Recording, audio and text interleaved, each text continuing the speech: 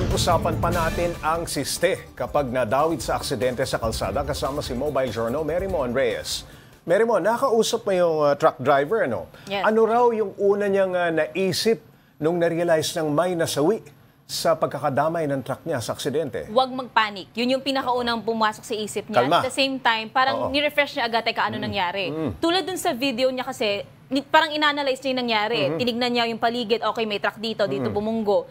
Tsaka nakwento niya rin sa akin na nakita niya rin, kaya medyo nakaiwas siya kasi nakita niya sumalpok doon sa isang sasakyan muna sa gilid sa maliit na truck.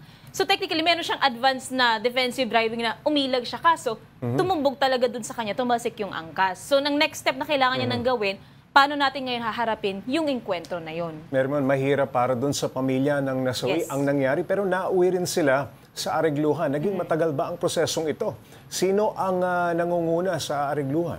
Ang nasabi niya sa akin na kompleto naman daw, nakapag-incident report, na may nakausap na pulis siya, nakausap din yung pamilya. Yung kumpanya ng truck niya, pati yung panig ng pamilya na may nasawi nga, kasi yung nagdadrive ng motor, yung anak niya ang tumalsik. Yun yung angkas, yun yung namatay doon, na sumalpok doon sa truck na minamaneho nung truck driver.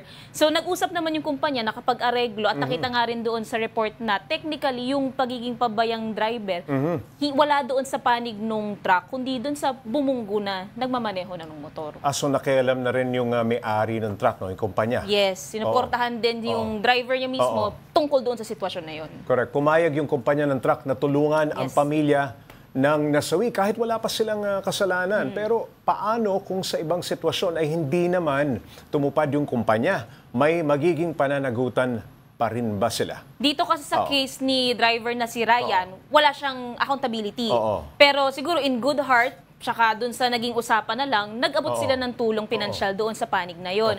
Pero on other cases, kung wala namang eligibility, walang accountability, walang habol sa panig ng truck driver nor dun sa kumpanya. Hindi pwedeng idiin. Yes. Ang may habol na lang talaga kung proven sa ebidensya, sa due process na may kasalanan, may reckless imprudence yung nagmamaneho nung sasakyan. Kung sinadya nung truck driver na... kung meron siya kapabayaan, kaya nagkaroon ng aksidenteng ganon. Correct. Sa mga motoristang nadamay sa aksidente pero gaya kay Ryan ay may nasawi at sila ang natuturong dahilan. Ano ang magiging epekto nito sa kanilang lisensya? Meron ba? Yes, meron. Una, pwede silang makulong muna pag nagkaroon ng kaso. Pero available naman daw ito. At saka depende doon sa damages, saka kung nakailang degree na siya, plus yung violations, doon makikita kung ano yung magiging penalty para sa kanya. Siyempre, may danyos din dyan, depende sa damages, kung ano yung madedeclare din doon sa kaso sa korte. Pero on worst case scenarios, pwedeng ma-revoke ang lisensya nung nagmamaneho ng sasakyan. Ayun, maraming salamat Mobile Journal, Merymon Reyes.